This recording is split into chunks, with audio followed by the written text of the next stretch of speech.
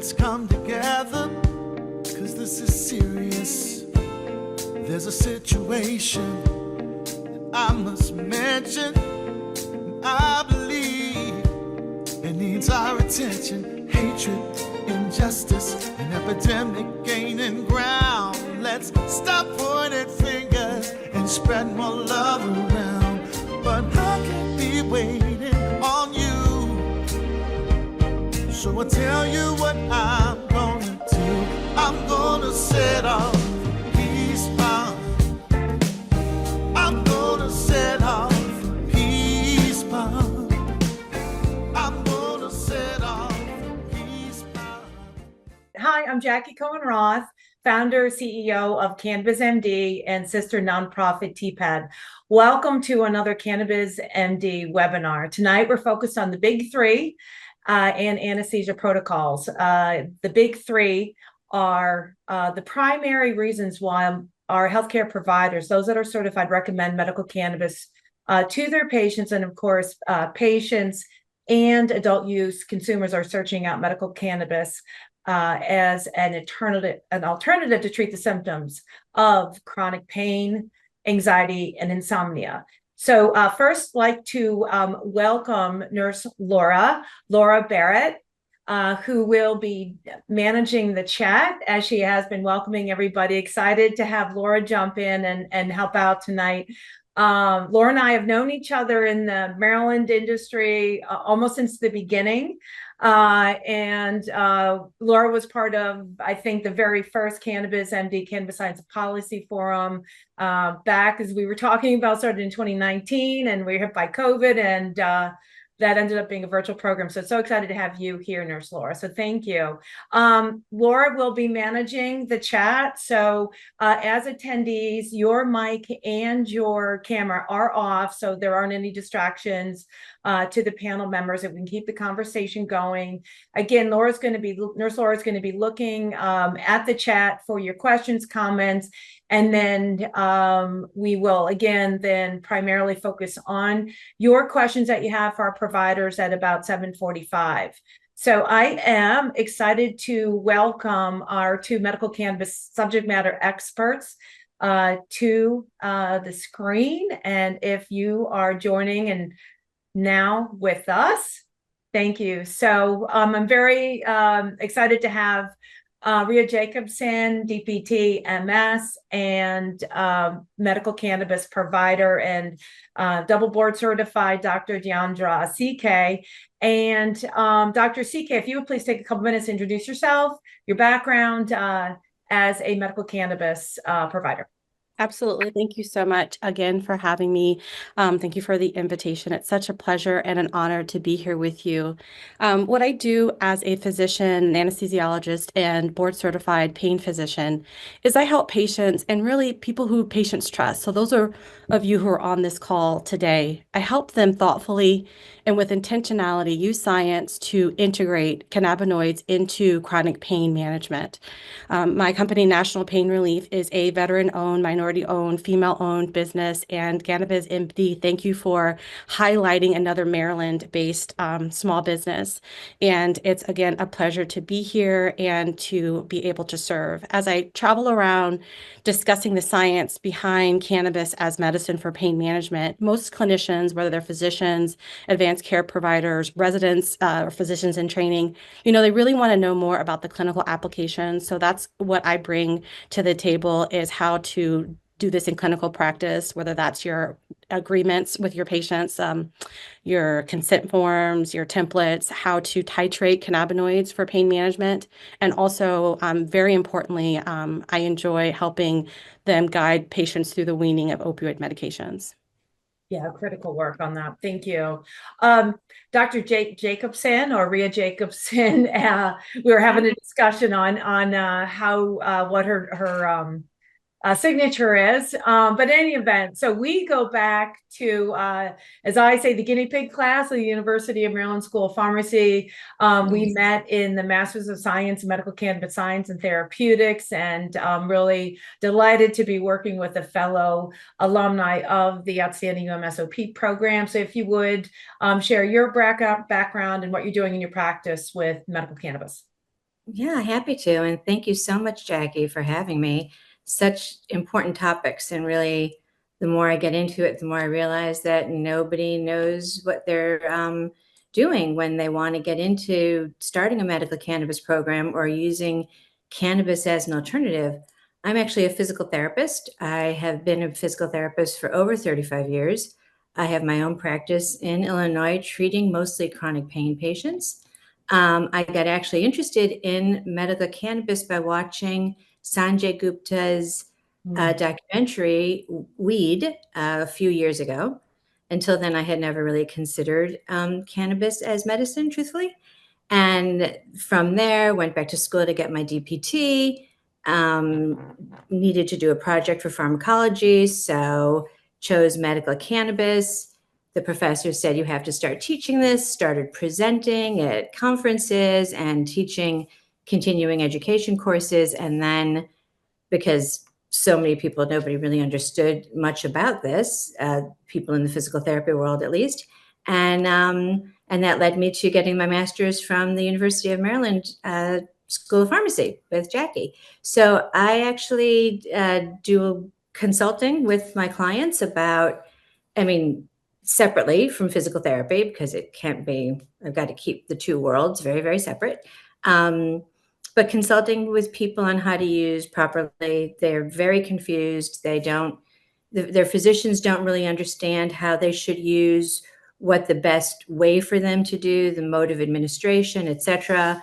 And when they go to the dispensary, they're often told to use way more than they need to and way more than they're comfortable with. So it's usually not as complicated as what Dr. Asike is doing when I'm consulting with people, but to just kind of tweak what they're doing and make them more comfortable with using medical cannabis to achieve the goals that they're looking for. Yeah, thank you. And thank you so much for joining, and both of you for your preparation. We started working on this a couple of months ago, and we are collectively here, everybody, the three of us, joined by Nurse Laura, and then those of you who are here as part of the attendees, is that we are executing both the missions of CannabizMD and the nonprofit TPAD, which essentially what we're doing tonight is helping to fill the void of cannabis science and policy education while we are advocating for optimal patient and product outcomes. And then again, the all-important ensuring that we have equitable participation in the cannabis industry. And again, part of your proceeds, or the proceeds of tonight, support the TPAD mission, which is about empowering equitable participation in the cannabis industry through education and professional development. And we are TPAD particularly focused on advancing BIPOC and women in cannabis STEM, that's science, technology, engineering, and medicine. So those of you that are new to cannabis, it is an incredibly complex industry. And as clinicians, it's incredibly complex to practice with. We are practicing in a federally legal industry. And then again, with each state having its set of own regulations to follow. But overarching, the science is universal across the globe. And with that, we're going to get right into managing the symptoms of chronic pain, which 2% of the world's population actually suffers from chronic pain. And that bleeds into a lot of, certainly the two other subject matters that we're going to be speaking about, and then other disease states and symptoms as well. So Dr. Asike, if you would please open up our discussion on chronic pain with essentially a definition of chronic pain and how you as a clinician assess a patient with chronic pain. Sure. So chronic pain, it's two words, chronic and pain. I'll start with the chronic portion of it. It's a condition that's lasted 3 or even 6 months or more. If it's less than 3 months, we consider it acute in nature. So a pain that's chronic in nature, again, would be more than 3 to 6 months. But pain is always, considered a personal experience. But if I were to give a more technical definition, I would lean on, say, the International Association of the Study of Pain, that defines pain as the unpleasant sensory and emotional experience that's associated with actual or even potential tissue damage. Chronic pain, as you've mentioned, it's a huge burden on our healthcare system and a main source of disability for Americans or people across the world, and particularly of concern to me and to my attention are veterans. They have a high rate of chronic pain and disability as a result of their chronic pain. Yeah, thank you. And so then, Rhea, is that if you are literally hands-on treating your patients, your physical therapy patients, and then you have incorporated, as you shared, medical cannabis in your practice. So if you share, some of the ways that you are, how you're recommending, and some of the cannabinoids and terpenes that you have found are best to manage the symptoms of chronic pain. Yeah, so what's interesting is, and this kind of gets into something else that we were going to touch on later, but may as well incorporate it now, is in my discussion with patients, when I ask them about medications that they're taking and what they're doing, almost nobody comes out and says that they're using cannabis to help manage their pain. I have to ask them very directly, and in asking that, they feel a little bit safer in owning that they are using cannabis, because the stigma is still there, and I don't know, maybe they're afraid, whatever it is, but they just don't come out and say, I'm using cannabis. And then the discussion is, their pain medications. Of course, I have to be always careful with drug-to-drug interactions, et cetera, and how they can use cannabis in terms of whether it be topical, whether it's a CBD dominant, if they need, if they really just need the CBD, more of anti-inflammatory, if they want some of the analgesic effect. Most people are very concerned about being high. They don't want that feeling. And so it's really just about educating them on how this can be done without feeling high, without feeling intoxicated. Personally, almost none of my patients want to do any form of inhalation. So we stick with tinctures mostly, because they can dose it very specifically and it can get into their system faster. But, if necessary, also topicals, and if they want other forms of edibles too. Yeah, I absolutely, would echo that. There's a lot of layering, I think, that is appropriate and takes place with cannabinoid-based therapeutics. And I wanted to highlight that it's not really one type of pain, subtype of pain that cannabinoids seem to be helpful for. So what I mean by that is it's helpful for inflammatory or nociceptive pain, neuropathic pain, or some of those hypersensitive pain syndromes where it's like fibromyalgia, irritable bowel, headaches. And so chronic pelvic pain is another example of hypersensitization. And so we see cannabinoid-based therapeutics being, multifaceted in addressing some of the symptoms that are associated with these chronic painful conditions. We look at studies, we hear a lot about there aren't a lot of human studies, you're right. And the human studies that we have are, plagued by biases, or there's just, poor quality evidence. But what we do have suggests that there's an improvement in physical function, improvement in sleep quality, for example, with plant-based therapies. And one mentioned in several of the studies, for example, would be nabiximols, which, as you know, is a plant-based CBD, THC, oral mucosal spray. We don't have available here in the United States, but it's like, say, UK and Spain as an example of plant-based cannabinoid that is helpful. Also, observational studies support the use of plant-based cannabinoids to decrease, for instance, pain interference, to decrease daily opioid dose, improve quality of life. And it's not just the physical aspects of pain, which I know Dr. Jacobson and I deal with a lot of the physical pain. We'll touch a little bit on, emotional pain, but the mental aspects of pain can also be addressed by a safe use and thoughtful use of cannabinoids.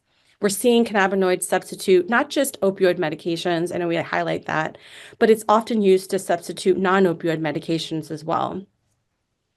So would you please differentiate between, you said hypersensitive or sensitivity versus acute pain, and is there a definitional difference between the two?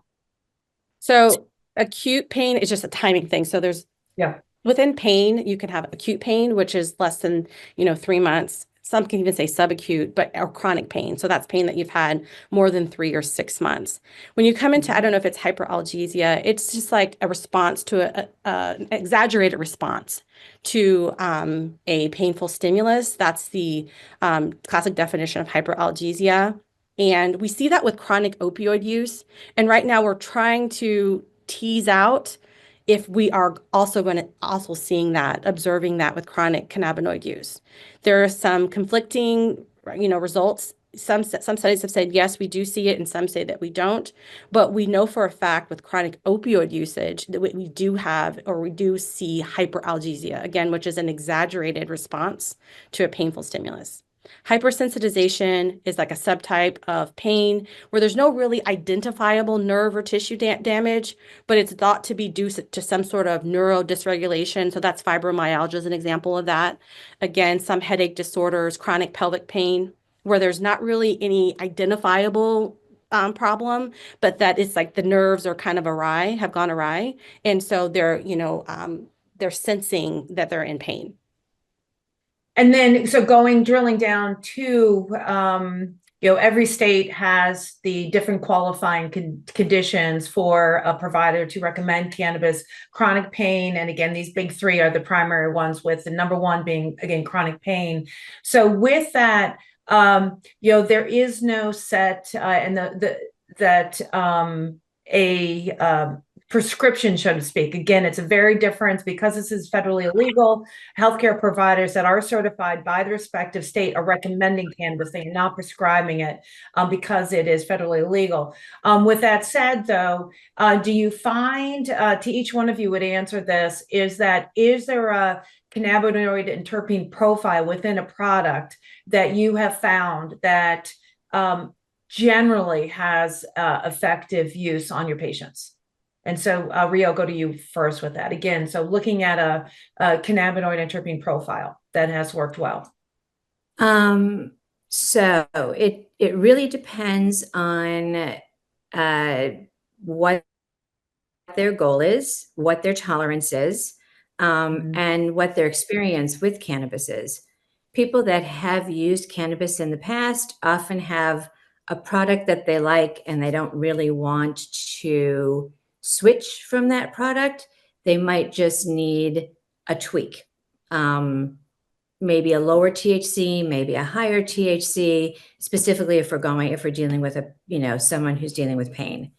But this is part of the whole idea that this is a very individualized treatment protocol. Everybody who uses cannabis is going to react to it differently. So for some people, a 5 milligram THC product might knock them out and then give them a hangover for the next 2 days. And other people might not feel it at all. And that's where we get into the concept of, the minimal dose, start low, go slow, stay low. You start with the minimal possible dose, you titrate up. So it depends what they're going for. If they're going for, well, we're talking about pain right now. So generally speaking, there has to be some THC, but balancing that with a CBD product so they don't feel high and that they can function during the day is a really important part of what they do, for their treatment. But, that's also layered with a topical or a transdermal patch if necessary. Again, very few of my patients want to use inhalations, so I kind of I steer away from it. Yeah, we have inhalation being the fastest acting and the number one, which I've heard some crazy stories about CBD infusions, but that would be infusion and IV. But again, inhalation is the fastest. And then again, with the managing to find that minimal viable dose. And that's what the slides at the very beginning of the program while we were waiting is, again, that stressing everybody's endocannabinoid system is different. It's finding that balance. And within your own ECS, every day is going to be different. And so with Dr. Asike, with that in mind, do you have what do you tell your patients, and when you speak to other providers, as the time that it takes for a patient to find that minimal viable dose? What's your recommendation there? I say enter this journey with patients. It's not going to be a one size fits all sort of thing. And particularly for those of advanced age, and we'll talk on that in a bit, I say extreme caution. They tend to be on more medications. Right. And also with aging, there is a decrease in density and number of your CB1 receptors, as an example. So you tend to be a little bit more sensitive to the effects of, say, THC, for example, and some of the impairment that can be associated with that. And so, again, we walk this very carefully, and there's a intentional, methodical, again, science-backed approach to initiating therapy and maintenance therapy with cannabinoids. I think to add on to what Dr. Jacobson said about, her, kind of approach and whether there's a certain product, I would say it's very important that people don't get fixated on products, but that they understand cannabinoids, the phytocannabinoids, and their potential for their condition. So we're looking at acidic cannabinoids, so THCA and CBDA and CBGA, and we're also looking at the neutral cannabinoids. So it's very important for people to understand the cannabinoids and be willing to trial different ratios of or potencies of these cannabinoids, and very patiently and cautiously. I think the last factor that may not have been mentioned is availability within the states. Right. It's ever changing. So I deal with that. I also deal with cost. That's a very real thing because there's no insurance coverage for this. And so people are very sensitive to the financial aspect of these therapies. And so I'm kind of helping them too. We're doing the cents per ounce. We're looking at the product more of an affordability once we kind of get to a regimen that works.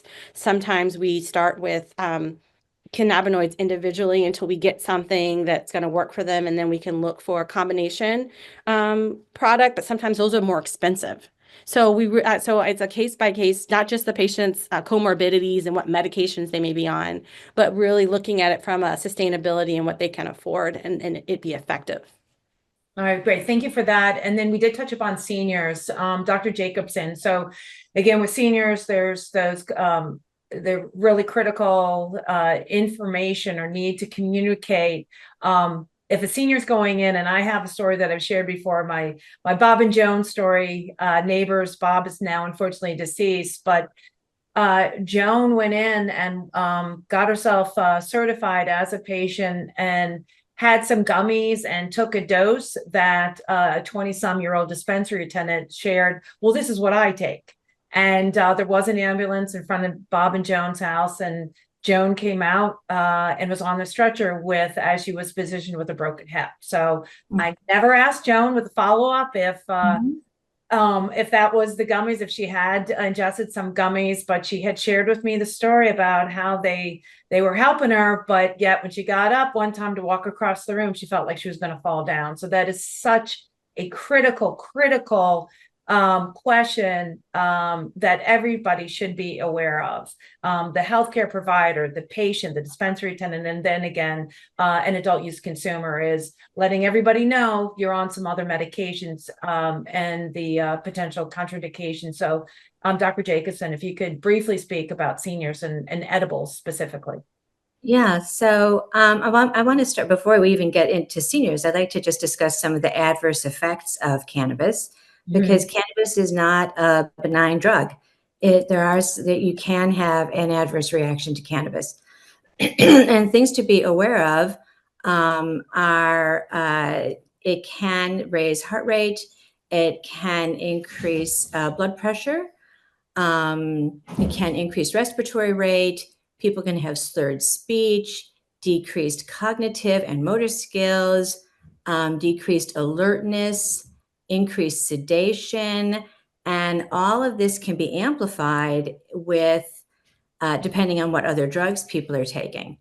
So, vital signs might be affected, and people with cardiovascular risk and this is more important for, especially for inhalation, but anybody that has a cardiovascular risk needs to be aware that if they're using cannabis, they might have this acute phase of it will change their heart rate, respiratory rate, etc. So those are important things for seniors to know about. Also, because of the dizziness, always concerned about falls, like you were just saying.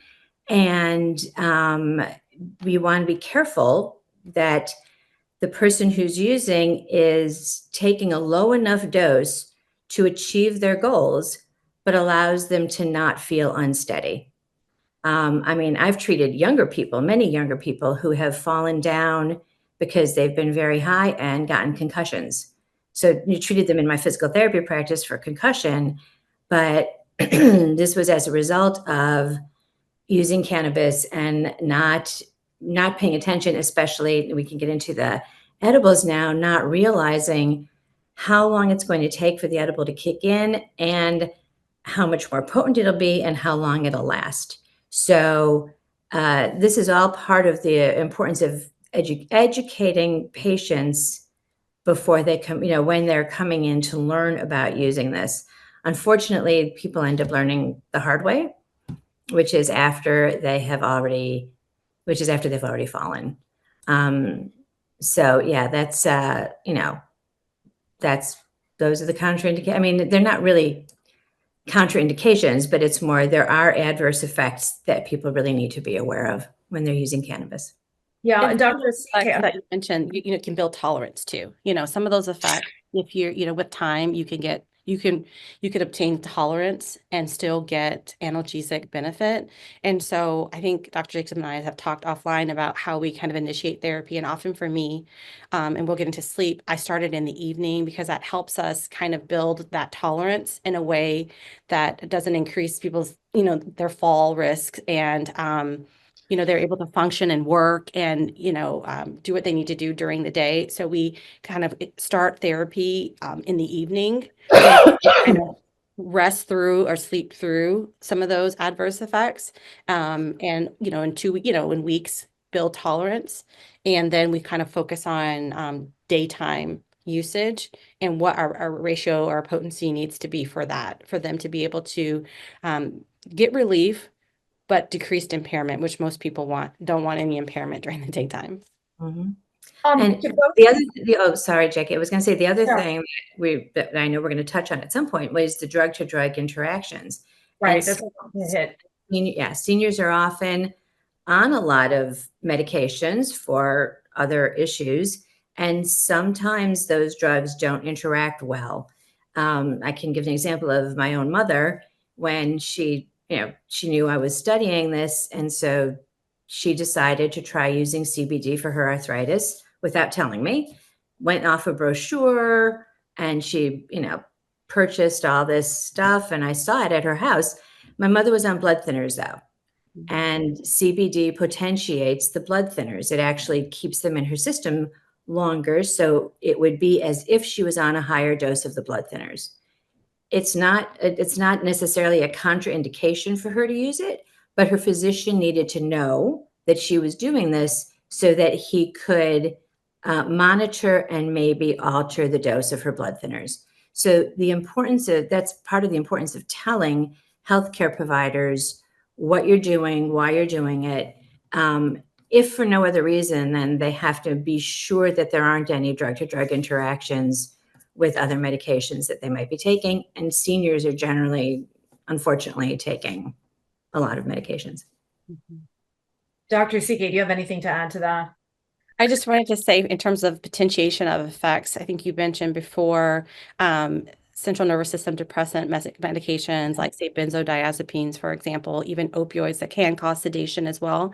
Well, when you take the cannabinoids, specifically THC, you can get potentiation of those central nervous system depressant effects. But what we're not seeing when patients get opioids and, say, cannabinoids are that there's any sort of respiratory depression potentiation. Okay, so yes, it could affect cognition and kind of be additive in terms of central nervous system depression, but we're not seeing any sort of respiratory events because of that. The bleeding risk that was just mentioned is very real and of particular importance when you're going to have a surgical procedure, for example. And that's another reason why your anesthesiologist, anyone who's providing care, or your surgeon particularly, needs to know if you are taking any cannabinoids right now. Obviously, I know CBD seems to be the main culprit here, but it's great to tell them all that you're taking, and so that they can discuss risks that are relevant to you. And they may say, like, some of the other herbal supplements that people take, maybe stop for 7 to 10 days if it's like a high CBD regimen. That's an example of where they may say, hey, the bleeding risk is too high.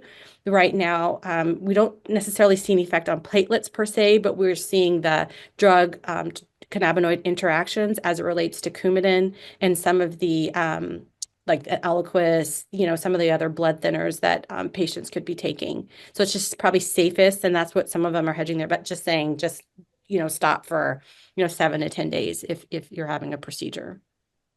Thank you for that. And then I'd like to start off with, it was interesting that you said that you start treating your patients, Dr. Asike, at night. I myself find THC is very activating for me.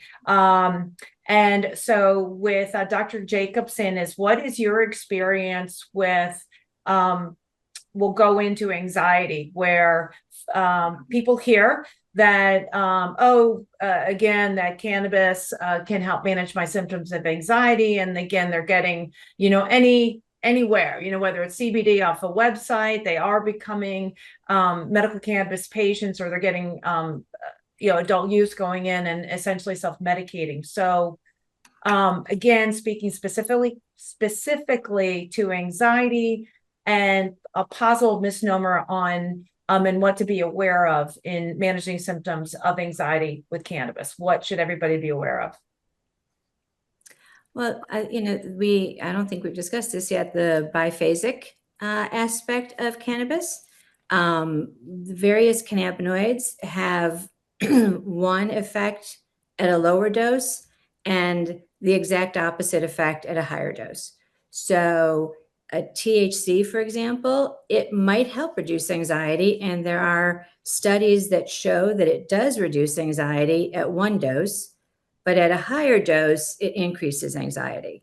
So that's where the starting at a very low dose and titrating up is extremely important. CBG, cannabidiol, I think that's how it's pronounced, has been shown to enhance SSRI medications. So sometimes if a person wants to use cannabis for anxiety, I might recommend that they use a CBG, something that has CBG in it, or CBGA, combining it with CBD, whatever, whatever their specific issue is, because CBG could have that effect on potentiating the SSRI medications. I recently consulted with someone who, the mother called me because her son had a severe anxiety disorder, and I'm in no way, shape, or form a mental health provider, and I'm really clear about that. People have to, see a mental health person to really deal with what's going on. But her son, who had a diagnosis of severe anxiety, couldn't go to school, was spending most of his time in his room getting high. And she thought that that really wasn't the best way to be using cannabis for anxiety. And she was right, because it didn't make him any more functional than he was before. And so we talked about, and he was open to changing, instead of smoking and using a higher CBD product, and, doing all these things in order to not be sitting in his room all day smoking. And it worked. He did find that, he felt okay and he wasn't high all day, but he missed feeling tranquil. That was his word, was he missed feeling tranquil.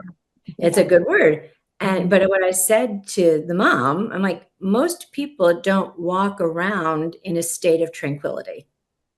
So there's a difference between not being anxious and being tranquil. He missed Feeling being your feelings. Yeah. So he missed being high is really what it was. He just had to adjust to life Yes. as a just a normal person not being high. So the cannabis could work with a higher CBD and less THC to get his body calmer, to get rid of that feeling of anxiety.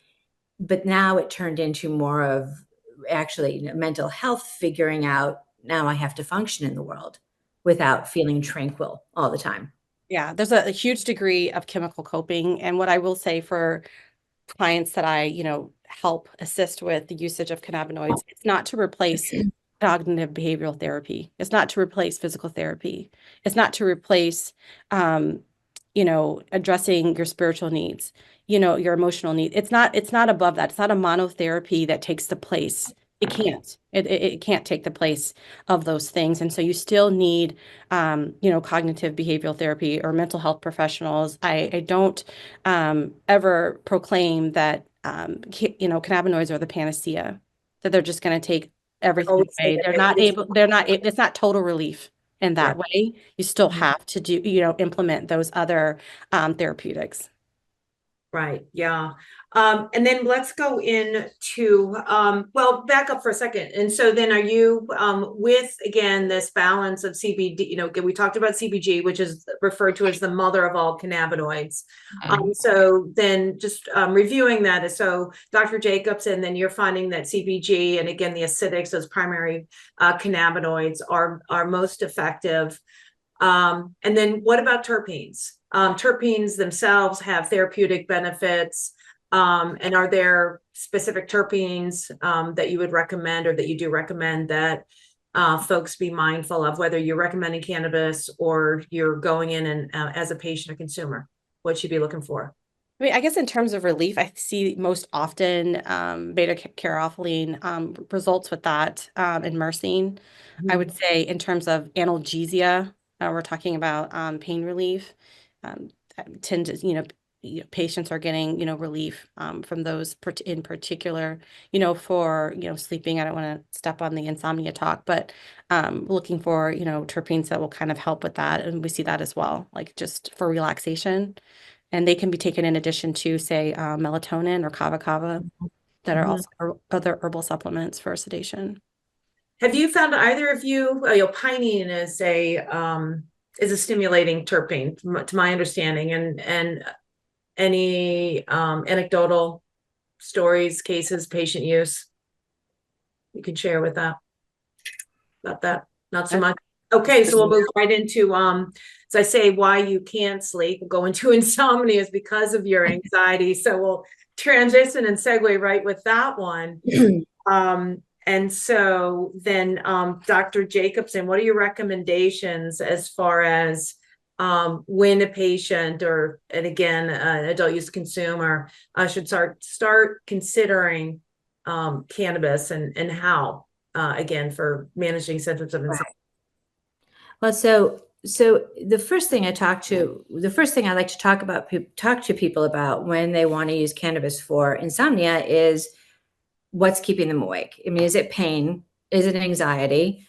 Or is it just sometimes as we get older, we wake up in the middle of the night and can't go back to sleep? Is it trouble falling asleep versus trouble staying asleep? If it's trouble falling asleep, they might want something that's faster acting, which might mean inhalation or a tincture. If they have trouble staying asleep, then using something that can kick on in a few hours will help them. And so then they can get into, if they want a gummy or another edible, or the tincture is also good for that because they swallow some of that. I'm all about using the lowest dose possible in order to be able to get to that place where they can sleep and sleep comfortably without feeling hungover in the morning, because that's also a big thing, is people don't like that feeling of being hungover. But when I start to talk to people about sleep and find out what their sleep hygiene is, sometimes, there was a man who came into my office in his 90s with this, shopping bag full of CBD products that he had purchased that he just kept taking all night long. And his family was getting concerned about this. So they asked me to consult with him. And he was on a lot of medications that CBD was counter he shouldn't have been on. I mean, he shouldn't have been taking CBD with those medications. So the first thing was he needed to consult with his physician about using this with his his med, using CBD with his meds. But the other issue was his pattern was to wake up at around noon and start drinking coffee at 2 o'clock. So no wonder he was up all night, because he couldn't go to sleep. He couldn't stay asleep. He had to urinate, every however often, because he started drinking a few cups of coffee at 2 o'clock in the afternoon. Getting this man in his 90s to change the pattern was not going to be easy. But that was really a big part of his problem. Was his sleep hygiene was just all messed up. His circadian rhythms were messed up. He had for whatever reason, this is how he had been living his life. So that was, that's one. But then I was, consulting with someone else who her goal was to go to sleep at 11:30 p.m. And she was using a gummy, and she felt that it did help her sleep, but she couldn't fall asleep until 1:30. And at 1:30, though, she could have a really good night's sleep. And so in that discussion, it was more, so for whatever reason, it's taking this gummy 4 hours to kick in. So if your goal is to sleep at 11:30, take the gummy earlier, but do this on an evening where you're not going anywhere, just because you don't know when, how it's going to affect you. Right. But so sometimes it doesn't even take that much. It's just about the conversation. And in the conversation, you can get so much information. And then it's just, like I said, with this one woman, it was just take the gummy 2 hours earlier. And then she started falling asleep at 11:30, which was her goal. So really that's a big part of it. But the other cannabinoid for sleep that comes up is CBN, cannabinol. And CBN is known for increasing sedation when mixed with THC. Some people say it is, some people say it isn't. I read a study recently, which was done on animals, that shows that CBN actually has the same biphasic effect as other medications. And at lower doses, it will increase sedation and help with sleep, but at higher doses, it can be stimulating. So, it's kind of the same idea that we've been repeating over and over again, is starting at the lowest dose, titrating up, and staying at the minimal viable dose to achieve your goals. Yeah, and with that, Dr. Asike, then what is that time period? Is how long should again, this is a provider recommending that their patients stay on that initial cultivar, that profile of the cannabinoids and terpenes, and before they move on to either a higher dose or another profile? So, I mean, are we, in this scenario that you're presenting, are they getting some effect or no effect, but just no side effects? If they're not getting any undesired side effects. Right, let's start with any undesired. Yeah. If there are no adverse effects. If there are no undesired side effects, typically we change the regimen around every 3 or 4 days. Mm-hmm. Now, for some people, you may stretch it out to 5, closer to 7 days. It really just depends on their comfort level. Like, again, if you can tell if people just can't handle too many changes, and if it's easier for them to titrate things once a week. I mean, you have to kind of go by like what your patients can do. I don't try to make it too complicated, but usually no sooner than 3 days, anywhere from like 3 to 5 days on average is the titration kind of cadence for increasing if there aren't any undesired effects. Now, if there are any undesired effects, say you've got THC on board, I can decrease the dose. I usually do by half a milligram or something, and then I add CBD or I add another cannabinoid.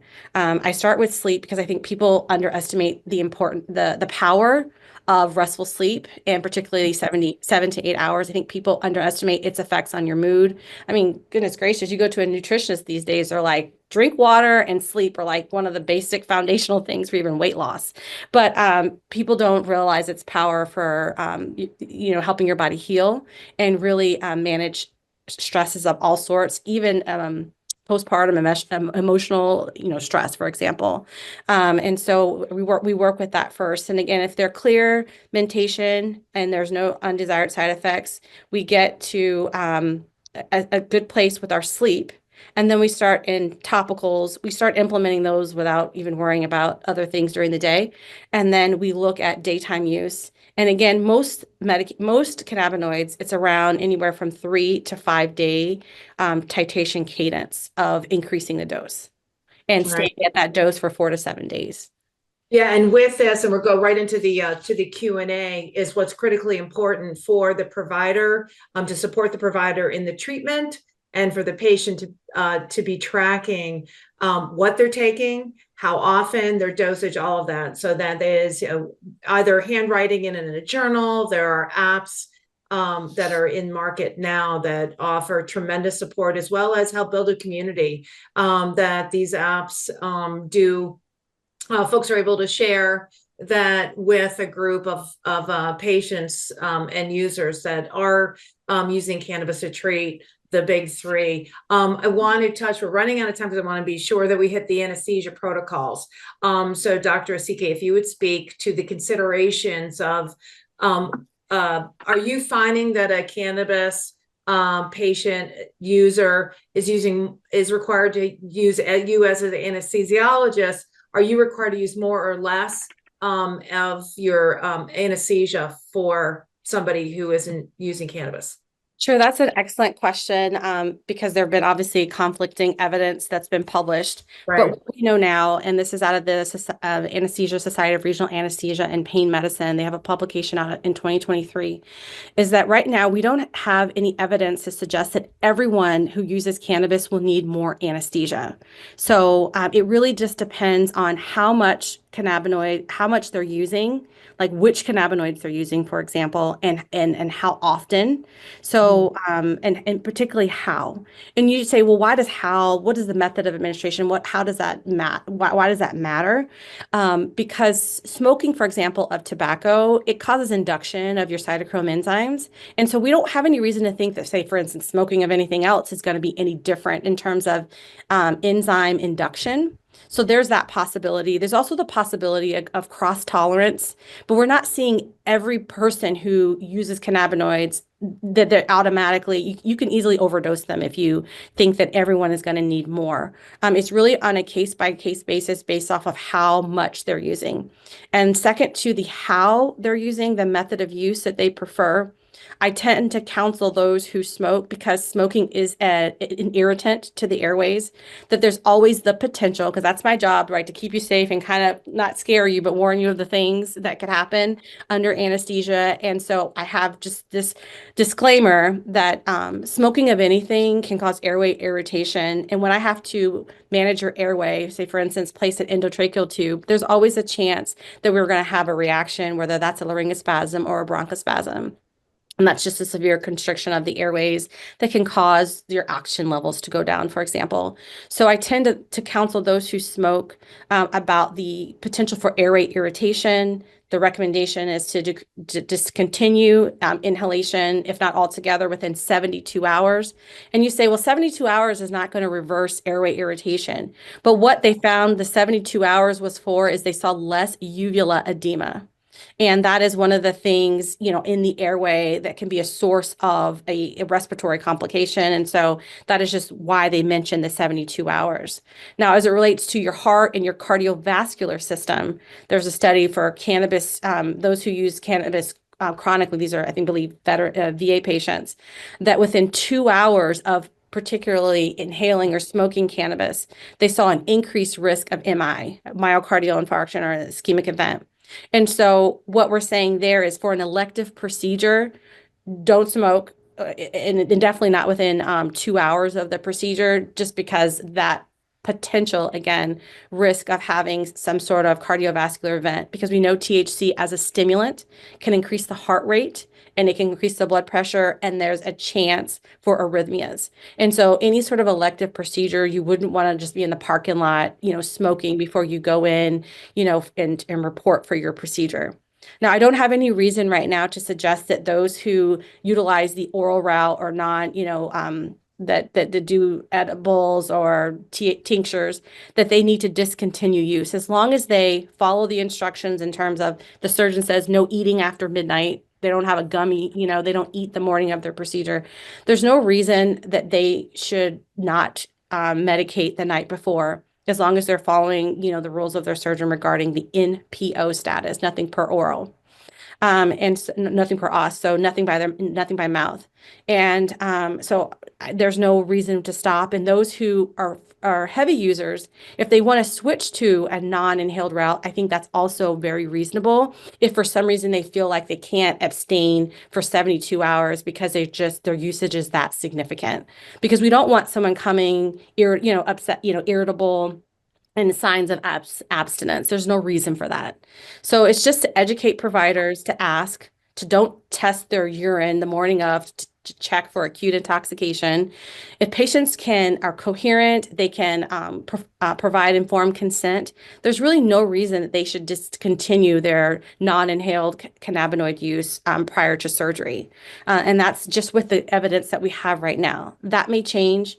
Not everyone will need more anesthesia. Some will need the same, some will need less. And post-operatively, I think there was a question about pain. Now, we've seen two things. We've seen post-op pain scores higher in those who use cannabis, but that didn't always translate to them getting more pain medications in the recovery area. And we've also seen studies where people have gone home after having cervical spine surgery, and their opioid usage is no different than a person who doesn't use cannabis. So we've seen two things, conflicting things there.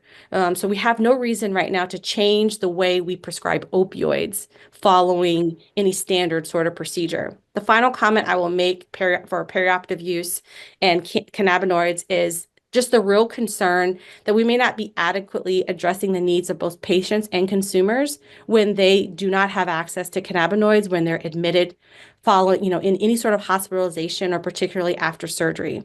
So they're in a situation where they don't have access. And just imagine what physiologic changes and how they may present in the hospital. And I question whether we're doing the best for those patients who are legally using cannabis.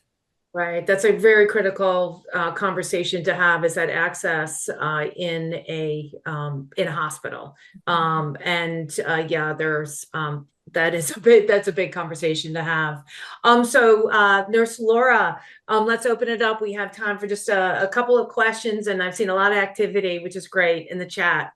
Yes, So thank you so much. And I just want to start by adding one question that isn't listed there, but for Dr. Asike about post-op. I just want you, because you kind of talked around it, but I don't know that you addressed. For people that are utilizing THC for pain and then they have a procedure, what is your recommendation for that immediate post-op period, that first 24 hours?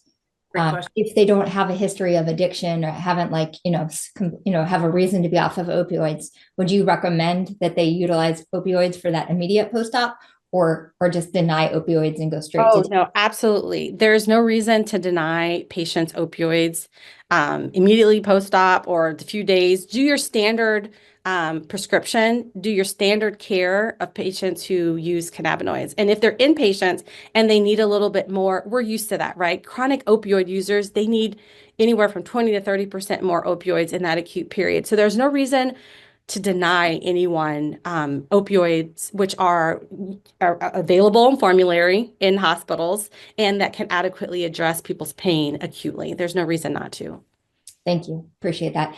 So Dr. Jacobson, Christina asked, you mentioned when you were speaking how you keep your cannabis recommendation business and your physical therapy business very separate. Great question. Can you say a little bit about how you do that, why you do that? I do that because as a physical therapist, my what's it called? Anyway, what I'm allowed to do as a physical therapist is not consult on cannabis. So I have to keep them really separate. My cannabis education business, because truthfully, consulting and telling people what to do with cannabis is very different than educating. So my business is really cannabis education, teaching people about it, teaching people how to use effectively, efficiently, etc. That is a separate business that falls under the cannabis education. And then physical therapy is physical therapy.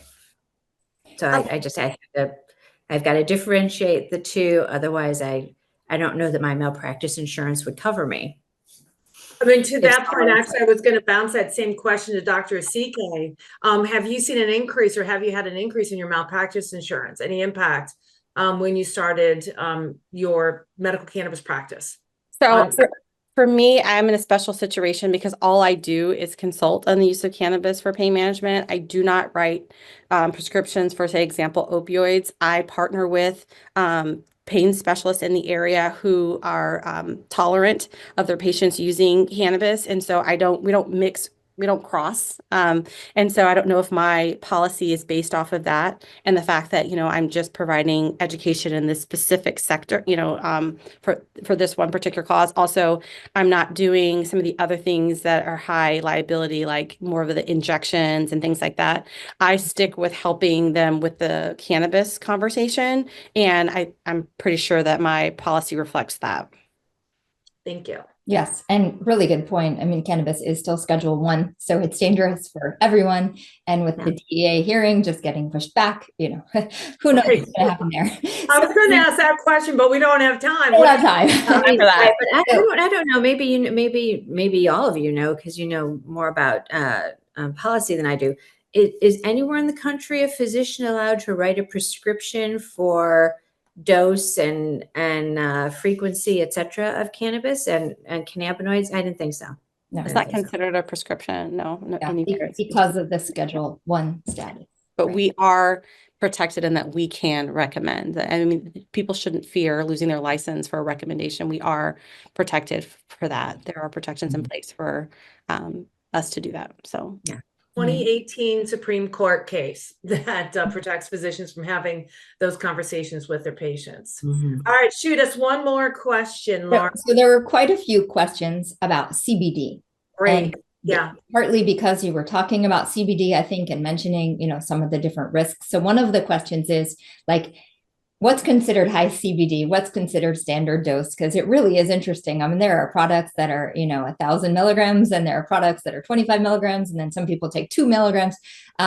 So to either of you, or maybe to both of you, standard dose of CBD, and how do you know if you're overdosing on CBD? Like, how do you know if you have too much CBD? Great question. I've never heard anybody talk about an overdose of CBD. I can take a stab at that or go first. I mean, obviously there are potential side effects for CBD. You can get some GI side effects. You can get some, they can be irritable. People can be irritable. So I would be mindful of that. I don't tend to use it for Parkinson's. There's some patients that, I'm very cautious in the use, but in terms of dose, looking at the various protocols that exist, mainly coming from overseas, anywhere from 5 to 25 milligrams of CBD per dose can be titrated throughout up to 3 times a day. For example, those were the most common regimens where we were titrating 5 to 25 milligrams up 3 times a day. Now, when you talk about max dosing, I read somewhere, and I stay below this, 20 milligrams per kilogram per day. And again, with CBD, you're really worried about drug interactions. It's like the biggest culprit for that. And so I tend to definitely stay below that. And I would say averaging for pain, not seizures, where the doses are much higher, somewhere around 200, 300 milligrams per day, then I start thinking, okay, is there another cannabinoid that I can layer with this? And a lot of times, we call this with opioid sparing, where we can use something else to decrease the amount of opioids. Sometimes when you add another cannabinoid, you layer another cannabinoid on there, you can reduce the amount of the other cannabinoids that you were using. And so that's how that also applies here. That concept applies here. Really good point. And thank you for mentioning it's different for seizures, because it really is different. It's seizures, the doses are much higher. Yeah. Do you want to add anything? Yeah. And, I mean, something that I've noticed in a lot of the research that, when it comes to CBD or THC, is that different researchers will consider a low dose to be what other people might consider a high dose, and a high dose to be an extremely high dose.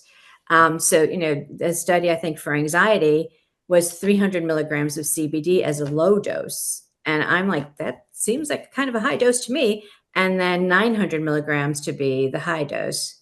And then another for anxiety, they did 7 milligrams of THC as a low dose. That would knock me out for days, up to like 15 milligrams of THC as the high dose. So, what they're considering low dose and high dose is it's much higher than I would ever feel comfortable starting a person on a program. Thank you. Well, that unfortunately, this could keep going. There's so much to discuss. Thank you so much, everybody, for your time. There is a question. Put our information. Sorry. That's what I was going to ask you. If you would, I'll go to you, Dr. Jacobson. What's your email address? Somebody wants to reach out to you. Rhea at rheajacobsondpt.com. Okay. And Dr. Asike? RHEA at rheajacobsondpt.com. Excellent. Great. And I can be found. I'd love to connect with everyone here who's on the call on LinkedIn. Please find me there. I'd love to connect there. Second, my email address is D, and then my last name is Asike, ASIKE, and that's at National Pain Relief spelled RELEAF.com. And so if you can't connect with me on LinkedIn, I'd love to hear from everyone. I appreciate your time and your attention this evening. thank you. And I'm going to be following up with everybody. You're going to be getting a recording of an edited version of the recording. And then within that, I will include everybody's email as well. Nurse Laura, your email and LinkedIn. Thank you so much again for stepping in. How is the best way for folks to connect with you? Yeah, Ask Nurse Laura on all social media, www.asknurselora.com. And Laura Bear, I put it in the chat too. Thank you. Okay, excellent. Great. Well, thank you all. And I'm going to close out this evening's program with a quick introduction to nonprofit TPAD, which you see the poster back there. The mission again of TPAD is about empowering equitable participation in the cannabis industry through professional development. We have 2 TPADs coming up. The first one is in Maryland on February 6th, and then we'll be in Atlanta on February 20th. I jumped right over what we are all about, how we execute that mission. TPADs are fundraisers for the TPAD Fellowship, which is a 12-week program that, again, is focused on advancing women and BIPOC in cannabis STEM. And if anybody is interested in sponsoring TPAD, please reach out to me. You've got my email on everything. And again, social media, follow TPAD. It's @_TPAD. And again, we have Maryland coming up, where we have a great panel. We're going to be talking about entrepreneurship in the cannabis industry.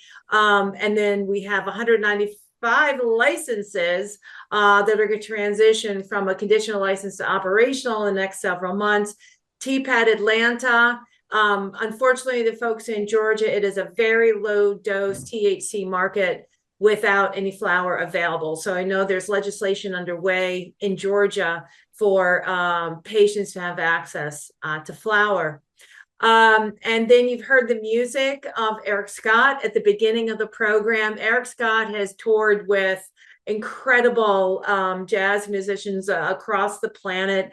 B.B. King is one notable. So Eric is very generous with his band coming and playing at TPAD when we are in DC, Maryland. Unfortunately, Atlanta, he doesn't travel that far with us. We'd love to be able to support him. So shout out to Eric Scott. And then what we are all about, this is it. Isn't where you came from, it's where you're going that counts. One of the mothers of American jazz, and it is American jazz, the music and lyrics that is the foundation of the civil rights movement that TPAD bleeds into about with equitable participation in the industry. So thank you again for everybody for joining us. This is how to get a hold of me, how to follow CannabizMD and TPAD, and stay tuned for other webinars like this one and really sincere thank you to Dr. Jacobson and Dr. Asike for your time over the last couple of months planning this and our Zoom meetings in preparation. It was a great conversation. And again, Nurse Laura for stepping in, and behind the scenes is Victoria. Shout out to Victoria for her support. So to everybody, have a great night, and we'll see you again. Thank you. Thank you.